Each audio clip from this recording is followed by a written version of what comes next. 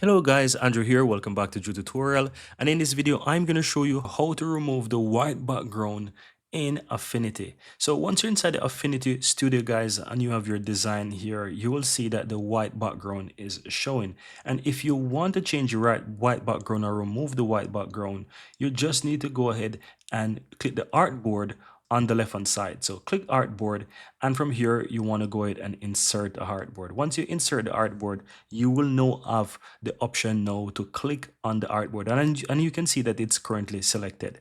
And so once this is selected, you can now go ahead and ensure that on the right hand side it is the one that you select, and you can see that on my right hand side here that is selected by default once I insert the artboard.